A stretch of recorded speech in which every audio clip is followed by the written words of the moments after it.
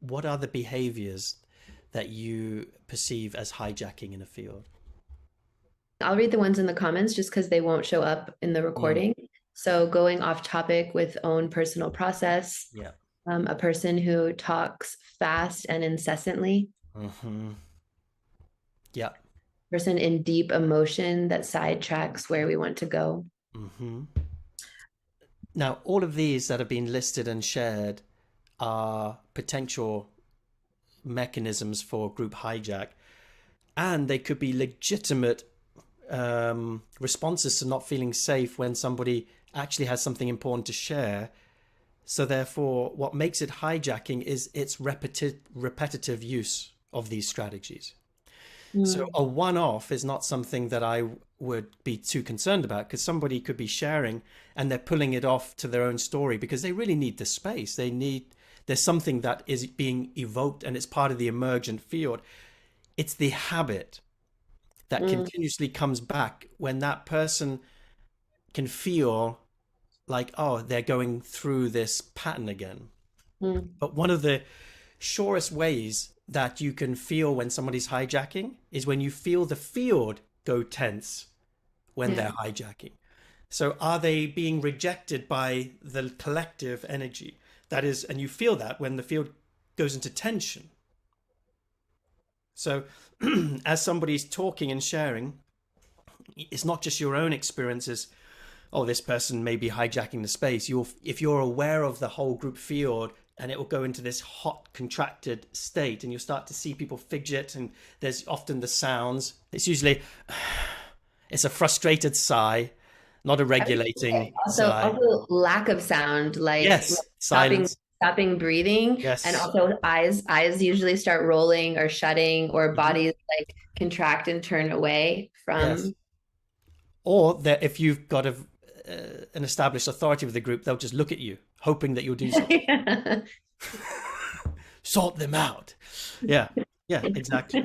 Um, Something, a quality of this that fits into me is misattunement or yes, unattunement. Like the that's a good one. hijacking often happens when the person isn't aware of the contraction that their shares or their action is Yes. causing. And then their whatever their piece is becomes like this most important thing that no one can disturb or disrupt because they have to say it or do it. And it's this like exaggerated even misattunement Yeah. with now they're not even being received at all, but there's a need to be seen that penetrates the space in such the way that the space starts to reject it. Yeah. I think actually most hijacking is unattuned Yeah. expression. I don't think anybody intentionally hijacks. If you were to ask them, are you hijacking us right now? They would go, what? No, they're just often unaware. And through that unconsciousness or unattunement, it has the impact of bringing in a voice when in fact they may be needing to listen, or bringing in an energy when in fact it needed to be quiet. So it's an unattuned Yeah. in, um, kind of interruption into the space that caused a bit of a jolt. And yet there is a form of hijacking where somebody is literally needing the attention, and but needing attention in and of itself isn't a hijacking behavior. It's when you meet somebody's need and they don't feel relief from being met. Mm.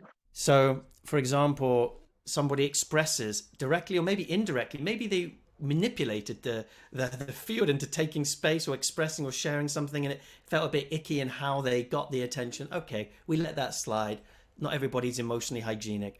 But as they then share, and they get met by the field, by the group, by the process or the practice or whatever's happening in the field, does that person open? Do they settle? Does their nervous system come back into regulation where they can go, I feel so grateful for the group meeting me? And this is where sometimes hijacking comes when somebody isn't capable of receiving. So if they can't receive the benefit, the impact, the goodness, the love that is in fact infused through the space, they'll constantly be in a state of hunger and dissatisfaction and need, and they'll keep on knocking on the group's door thus hijacking. But the hijack is really a symptom of their heart not being open to receiving the gifts of the space. So let's look then at how to meet clients in this space or participants. Does anybody want to share some strategies of what would be good? Like what would be a good, what could be some ingredients? Maybe not the whole picture, but together we will form a whole picture. So imagine this is happening in the field, and it's happening repeatedly, and you're noticing it's creating tension in you, and you can feel there's a discomfort in the larger field. What to do? How to respond? I would say just name exactly what you just said. Hey, this has been occurring repetitively, and then naming like maybe what's happening within me, and then maybe like, are you open to hear like what this is doing to others, and if it feels safe for that person, like this. And I would first probably ask, like, have you noticed that this has happened repetitively? I would wonder if they have that insight about themselves. Okay, cool. So this is an important part that you speak into, which is speaking into it. Okay, so we don't want to like run away from it, pretend it's not there. So the pros of that strategy is that we bring out the sword, we tell the truth, and we name what is going on, and we invite that person into a dialogue around the impact that that behavior is having on self and the field. So that can go very, very well. Like you said, if the person's feeling safe and is open to feedback and is in a resource state. The downside is that often being in an amplified field, in a group, energies and sensitivities are increased, and people's sense of feeling ambushed, ganged up upon, and shamed by an authority, or being told off or exposed to doing something potentially wrong, is very high. So I've noticed that the need for delicacy, especially it all depends on the relationship you have with this person. If they're close to you and they trust you, if you're in a week-long retreat and you're on day 4 or 5, timing matters. But if you're on day 1 and this is happening, do we bring it? I'm not sure if I would in that moment. But let's say, for example, you do bring it. What are the things to consider? Like you asked, you shared about some impact. How would you go about actually voicing it? Let's say you want to interrupt or share with me as the hijacker. How would you? What would be the words out of your mouth? I'm just curious.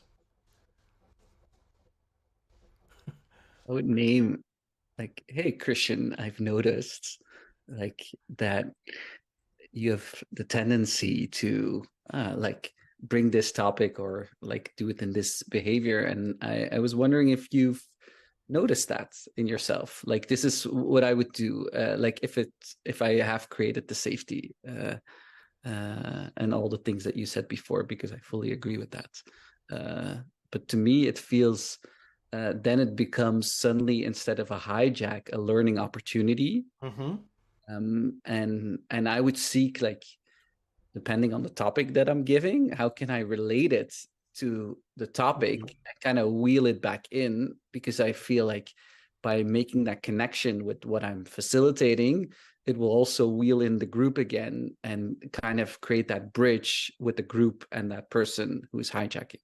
One piece that's important in this is to have an invitation.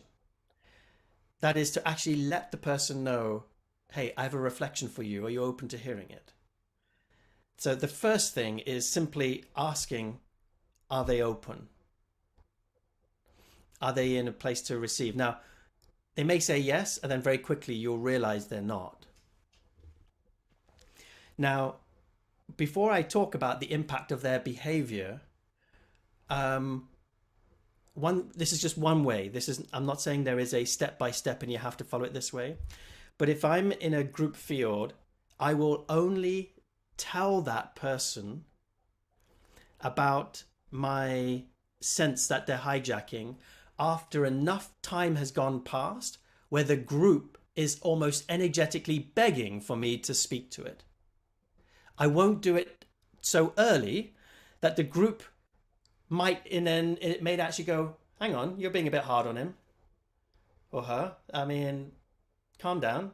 Doesn't You don't need to go all in on that person. We've only been here for a few hours.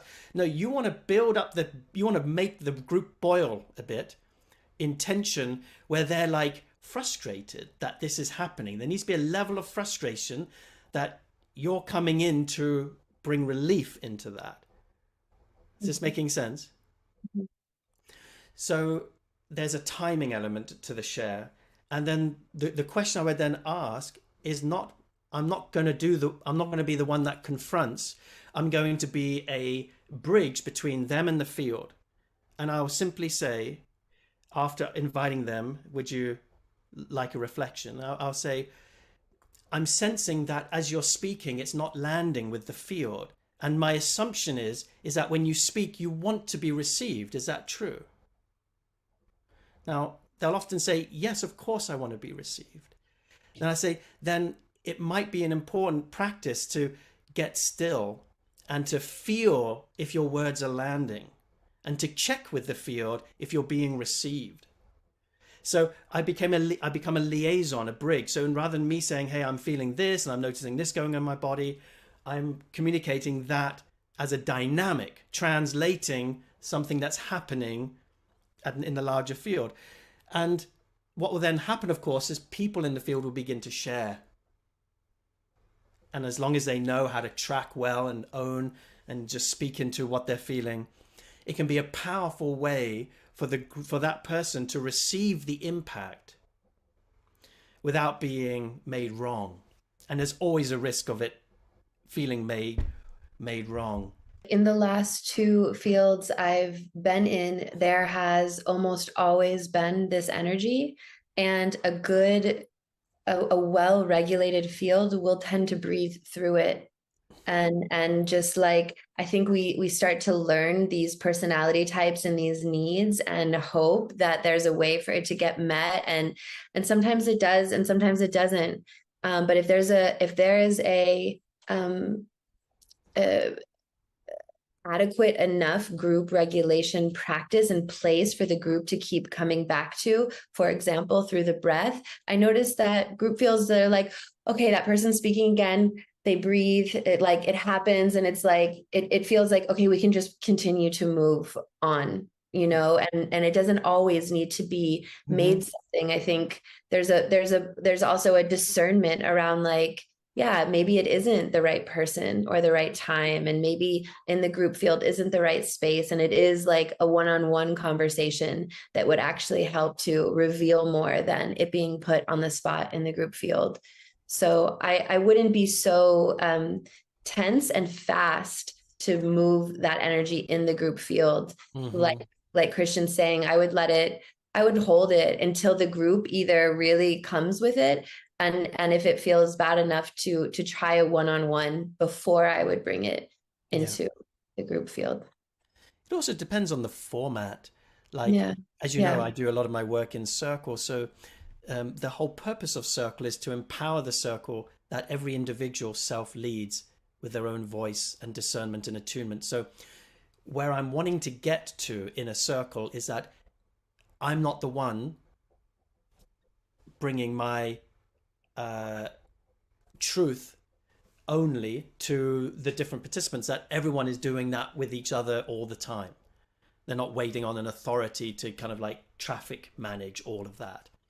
So I've actually had it, and you might sound like, oh, this is a bit of a weird practice, but when somebody comes in, whether it's hijacking, bubble bursting, getting attention, whether it's lack of attunement, which is basically the source of all of those things, the impact on the field and on the individual is one of ouch. It's ouch. That's the word that I use to describe. In that moment, it's just like, ooh. Ooh.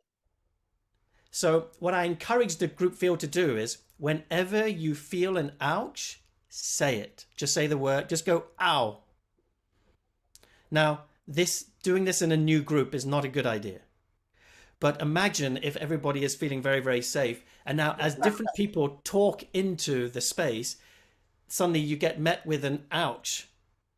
Or the opposite, like, like to exaggerate the spontaneous response of the body's impact to somebody's energy. It's highly confronting, but incredible in terms of elevating consciousness of the impact of our words on a group field.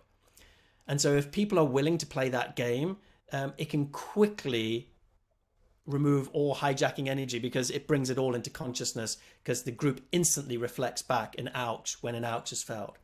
What to do when the person hijacking, I'm going to quote unquote, because I feel there's another layer to this, is when the person enrolls you as a facilitator in their own relationship to their pain, or there's unconscious transference or projection happening. And so it's like futile. No matter how much space they take, nothing completes, because they're just playing out their inner world in a circle or with you. And so if you're bringing yourself into connection with them, you're just playing the role that they have allocated to you. Like, what do you do to break that level of, because I've noticed both in our field, but also in the last fields I've been part of in groups, how if it's not translated, everyone starts operating. We get entrained into that person's, like, now we're believing that what's really happening is a reflection of their relationship to their pain. And it gets really confusing. Like, what to do in those moments. So I'm just giving you an example of how transference can actually look, is when somebody gives you their undivided attention continuously in a way that feels a bit icky to your system. It's almost like whenever I get that, I disengage and I don't look at them back. I simply start looking around the group as they're talking to me. I'm consciously breaking down the transference by not engaging eye contact as somebody's talking. And then if they continue to do it, I'll say, could you please speak to the whole group, not just to me? And then it will be several reminders. So that I'm just giving you an example. There are many layers to this. This person seemed unavailable, and I've had this experience before, to even raise their consciousness to a level where they could see what they were doing. Yeah. So their hijacking behavior was coming from a place of unconscious reactivity and just operating from that place. And no matter how much explanation or translation or like strategies, it wouldn't change. If I start as a facilitator feeling the pressure that I have to make a breakthrough, or I have to somehow have an agenda to solve this thing, the game is over. Support those that have the courage to change the things that they're aware of, and accept the things that are not changing, because some things are not going to change in that space, because all healing has its time, and it may not be this week, and they're a gift in many other ways in the field. And then your skill is to discern the difference. When is it time to come in? When is it time to let go? And this is the art of facilitation, of emergent field facilitation. Another flavor of this is that people are not doing anything for any reason. They're doing it because they want to be loved. They are recreating parental dynamics, craving to receive the love they never got. That's pretty much, you can guarantee that when people have authority or projection or transference, that there is a deep need that's underneath it all, that it may be warped, it may be distorted, and yet there's a longing that they don't want you to act the way that everybody else has acted. They're longing for a new imprint. They'll even test it. They'll maybe even be an asshole, or present a side of them that is nasty or manipulative, or projecting pain, or making you wrong, or poking you.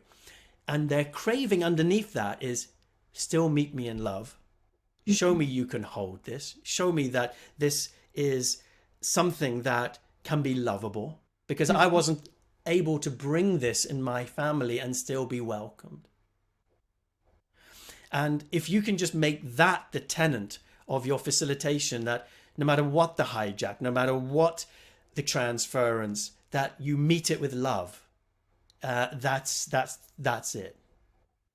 Could you, in that context, also say something around that it might not necessarily be that individual, but they're actually just voicing something that is in the field and might be disowned by others? Yes, that's also very possible. We call that in hard IQ an asset, somebody who moves energy on behalf of the field or somebody else that isn't expressing. The law of group dynamics says whatever somebody represses, somebody else in the field has to express. And usually it's the open nervous systems, often through wounding and trauma, that are hypersensitive and end up channeling and becoming the energetic trash can for the larger field. And then they get the blame, they get the attention and the kind of like the group's, what do you call that, rejection sometimes, when in fact they're just carrying and embodying and moving and vibrating with energies that the rest of the group aren't owning. Again, the question around discerning that is not always easy.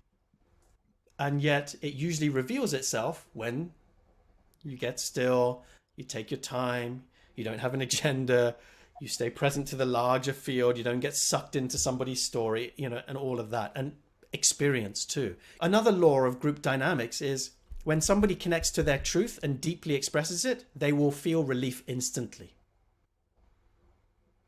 Nobody moves into an open-hearted space and doesn't feel the opening.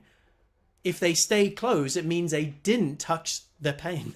It wasn't theirs. It could have been somebody else's. So I'm always measuring. This is why you'll always hear, and I shared this in module 1, and I'll share it again here. One of the most common questions I'll ask is, has that changed anything?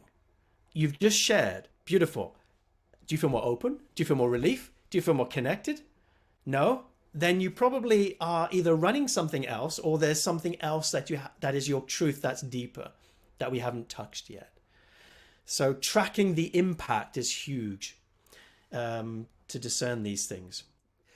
In most group fields, these dynamics happen, which is why so many groups derail, because there isn't really an awareness of all of these dynamics. And if there is an awareness, how to translate, how to put words to it, it's not always easy.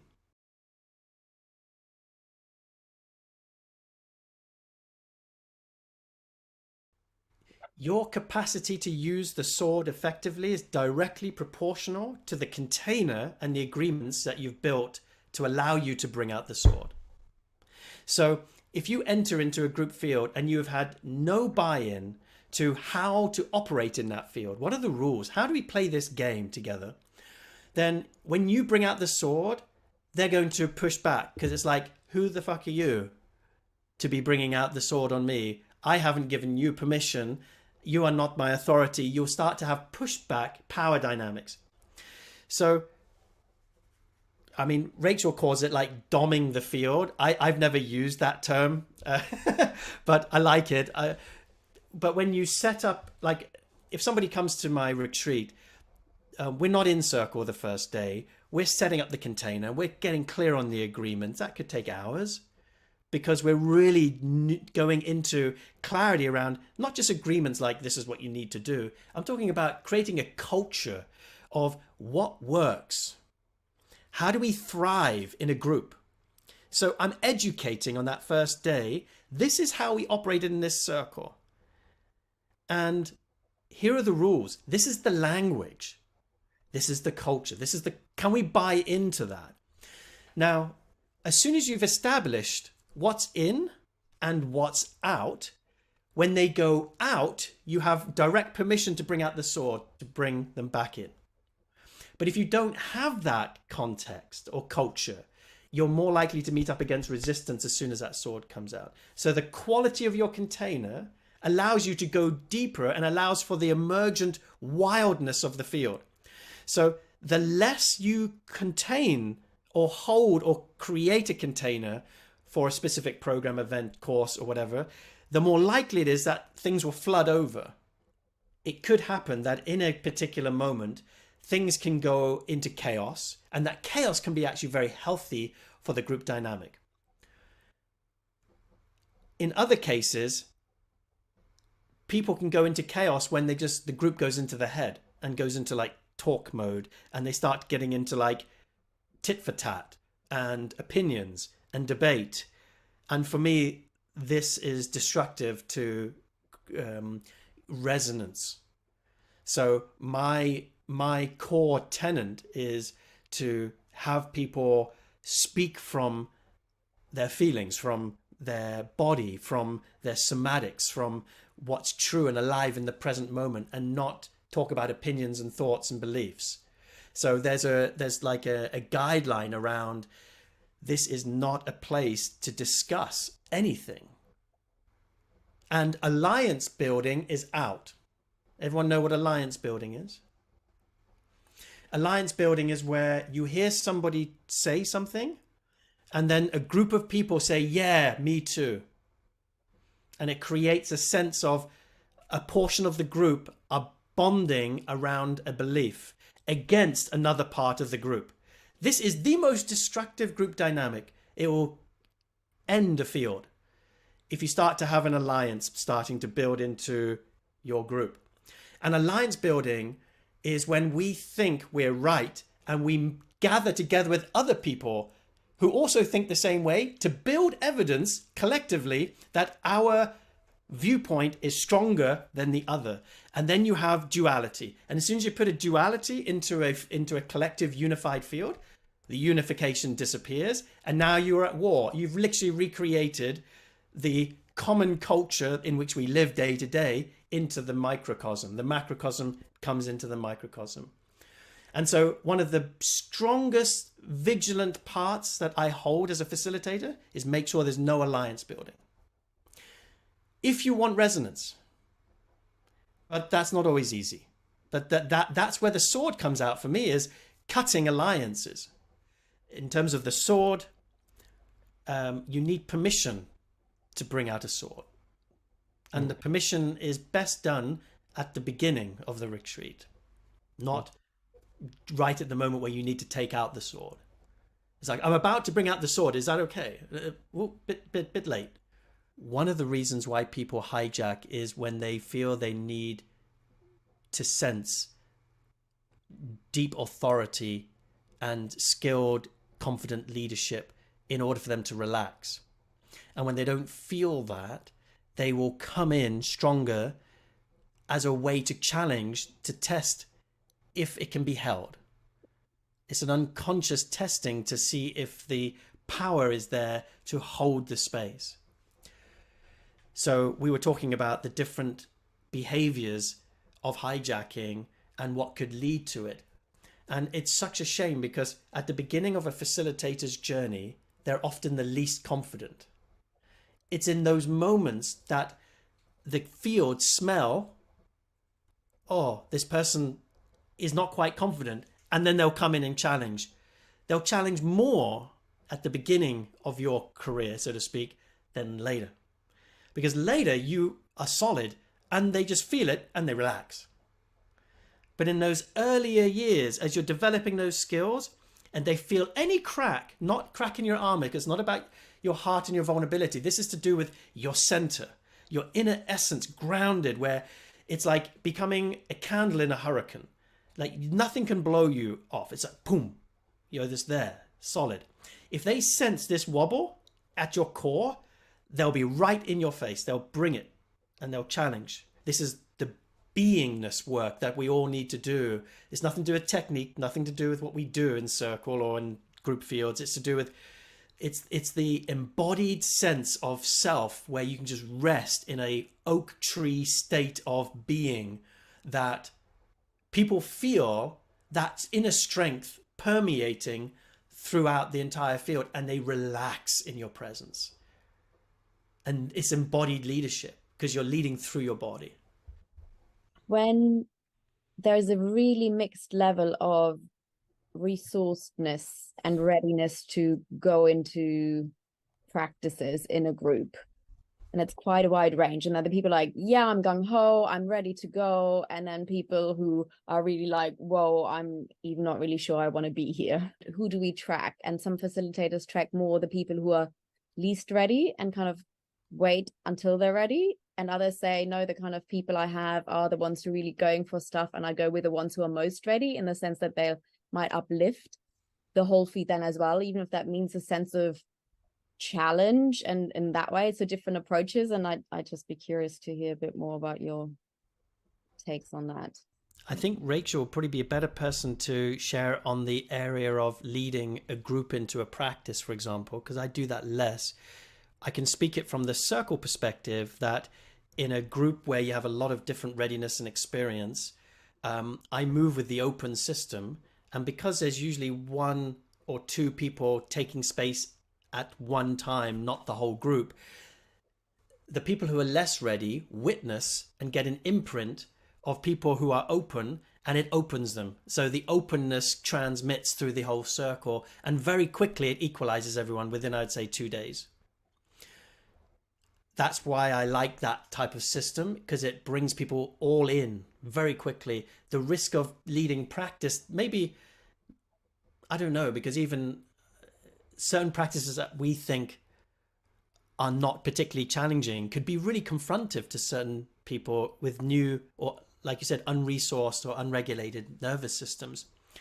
And so if we are insisting or inviting for the whole group to participate in a particular practice, we risk not meeting certain nervous systems, because certain nervous systems will simply not be ready. And that's why I like the blend of practice and circle, because you lead with practice that has enough flexibility that everybody can find their own rhythm within that. Like if you're leading an embodiment, for example, you can invite people to move, but you can equally say, if you don't feel like moving, don't move. Like follow your own need around it. The issue becomes when you're doing a set practice that everyone is now, quote unquote, expected, even though it might be invited. The expectation is there because everyone else is doing it. There's inherent peer pressure that, oh my God, we're doing this practice. I don't want to do it. I don't feel ready. And I don't want to say no, because then I'm going to be the one that is the one saying no or whatever. Yeah, it's one of the reasons why I find it difficult to build a retreat just on practices and building a workshop on practices. I find it those moments are awkward to navigate. I'm curious, Rachel, how would you deal with that in a setting where there's a lot of set practices and there are different states of readiness in the field? And I would almost always first encourage people to find the way that they can stay in and modify the practice. And then the second would be that the person doesn't do the practice, but that they stay in the room and witness. Mm-hmm. I lean more and more towards encouraging people to do this if I sense that there's contraction in the space, because I just don't have a good experience of anybody having, like, it's 50% that you're going to push them and they're going to break through and it's going to lead to something great, and 50% that it's going to go bad. And I just don't feel to make that decision for people anymore. So I'm super fine with someone sitting out and witnessing and them feeling the impact of that decision themselves. Either, wow, I'm so glad I sat out because that was totally not what I could handle or do, or wow, I just really missed out and that was a huge bummer, and I let that be their medicine then, that isn't connected to me being an authority that told them to or not do the practice. But I would say, like, my ability to facilitate well is to discern that the majority, like 98% of the group, is in capacity, and that this practice is a good idea for all of us to do, whether or not they can see it right now or understand the bigger why. That's my kind of, that's hopefully the leadership that I'm being trusted to step into and doing a good job of filling. That's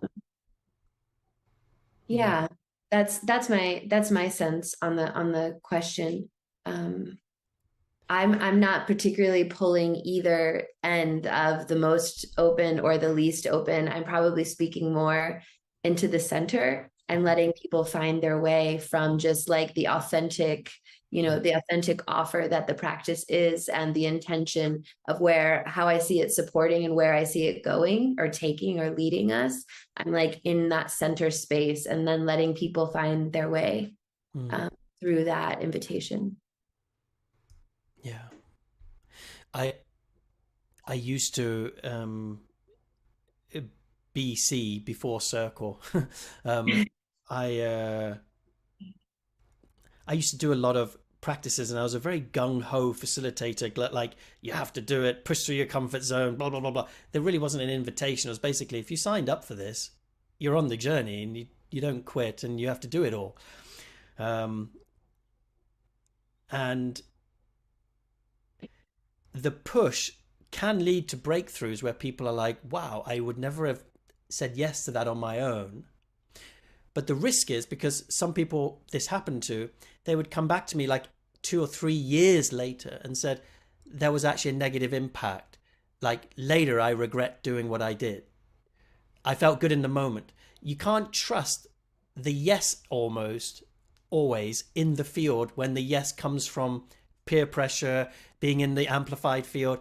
I'm a bit reluctant to, therefore, the way things are, like today, things are far more trauma informed. The way questions are posed are more invitational. You know, for many, many years, I used intensity as a form of facilitation, only to realize that it was my pattern to open my heart was I needed intensity. And that is an adrenalized way of facilitating. And the way I'm moving more and more towards now is the highest level for me is parasympathetic dominance throughout the whole retreat. Is this entire field in a state where they can feel themselves and feel safe to naturally bring their yes from an authentic sense of I'm ready and this is my time, rather than it coming from the facilitator or from other? That it's a genuine emergent process from within. And that requires an entire culture to become parasympathetic dominant. That is, to slow down.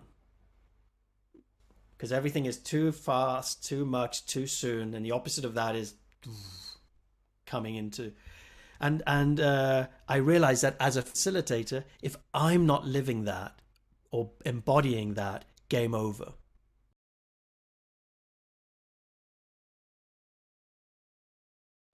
There are so many little nuances to this question. It's not it seems like a basic question, but inherently there's a huge multi-dimensional array here, because the first thing is, what type of cry is it? For some, a cry is a cry for attention, and for some, their cry is a cover emotion where their sadness is covering an anger, which is covering a deeper hurt. So there's layers that may be in contact and not in contact. Their cry might be moving tears, feeling somebody else's pain in the circle. These are just 5 off the top of my head. There could be another 10 of different variations of what tears could actually mean in the space. However, if somebody is deeply connected to their own pain, where they're feeling it, they are in actual contact with their pain through an open system. This is very important, because some people can feel their pain through a closed system and you will feel contracted in the presence of that cry. But somebody could be in their cry and they're opening through their cry. You never want to interrupt a cry when somebody is putting that pain through an open heart.